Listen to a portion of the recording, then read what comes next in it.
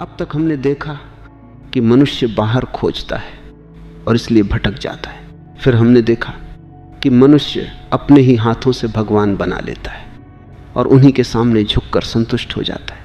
और फिर हमने जाना कि सच्ची प्रार्थना मांगना नहीं, देना है। लेकिन अब एक और गहरी बात समझनी है। मनुष्य जो भी करता है उसके पीछे कोई ना कोई इच्छा छिपी होती है, कोई कामना, कोई आकांक्षा, कोई फल पाने की भूख। और इसलिए प्रश्न उठता है, अगर इच्छा ही न रहे तो जीवन चलेगा कैसे?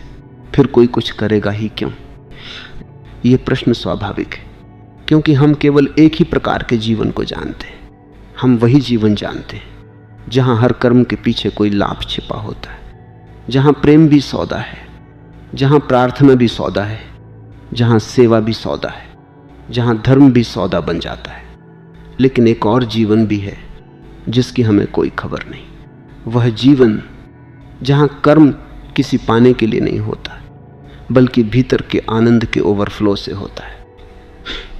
एक व्यक्ति गाता है ताकि उसे यश मिल जाए, और एक व्यक्ति गाता है क्योंकि उसके भीतर गीत उमड़ रहा है। एक व्यक्ति प्रेम करता है ताकि उसे कुछ मिल जाए, और एक व्यक्ति प्रेम करता है क्योंकि उसके भीतर प्रेम भर गया है। दोनों के कर्म बाहर से समान दिख सकते हैं, लेकिन उनकी आत्मा अलग है। एक भिखारी है, दूसरा सम्राट। भिखारी हमेशा मांगता है, सम्राट हमेशा बांटता है।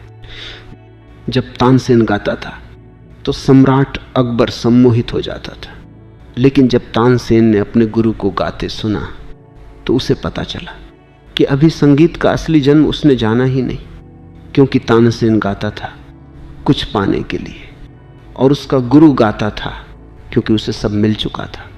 यह फर्क बहुत सूक्ष्म है, लेकिन यही धर्म और अधर्म का फर्क है। जो भीतर से खाली है वह हर काम से कुछ पाना चाहता है, और जो भीतर से भर गया है उसका हर कर्म बांटना बन जाता है। दुखी मनुष्य वासना से भरा होगा, क्योंकि वासना दुख की छाया है। दुखी आदमी धन चाहता है, पद चाहता है, सम्मान चाहता है, मोक्ष तक चाहता है। क्यों? क्योंकि उसे लगता है कि कहीं कुछ मिल जाए तो शायद भीतर का खालीपन भर जाए। लेकिन स्मरण रखना, दुख से जो कर्म पैदा होता है वह अंत में दुख ही देता है। कांटे बोकर फूल नहीं उगाए जा सकते, अंधकार से प्रकाश पैदा नहीं होता, बेचैनी से शांति नहीं मिलती। जो बीज है वही वृक्ष बनेगा। इसलिए मैं तुमसे यह नहीं कहता कि जबरदस्ती इच्छा छोड़ दो। इच्छा दबाने से नहीं जाती, वासना लड़ने से नहीं मिटती। मैं तो तुमसे कहता हूं, अपने भीतर आनंद को खोजो, क्योंकि जिस दिन आनंद प्रकट हो जाता है उसी दिन इच्छाएं सूखने लगती हैं। जब भीतर संगीत बजने लगता है तब बाहर के शोर का आकर्षण खो जाता है। जब भीतर प्रेम का झरना बहने लगता है तब मांगना अपने आप समाप्त हो जाता है। आनंद कोई उपलब्धि नहीं है, आनंद तुम्हारा स्वभाव है। जैसे फूल में सुगंध छिपी होती है, वैसे ही तुम्हारे भीतर आनंद छिपा है। लेकिन तुम्हारा मन इतना दुख से भरा है, इतना भय से भरा है, इतनी इच्छाओं से भरा है कि वह सुगंध दब गई है। तुम्हें आनंद बाहर से नहीं लाना, तुम्हें केवल भीतर के धुएं को हटाना है। और जैसे जैसे भीतर का धुआं हटता है वैसे वैसे तुम्हारा जीवन बदलने लगता है। तब कर्म रहता है, लेकिन कर्म में तनाव नहीं रहता। तब प्रेम रहता है, लेकिन प्रेम में मांग नहीं रहती। तब प्रार्थना रहती है, लेकिन प्रार्थना में भय नहीं रहता।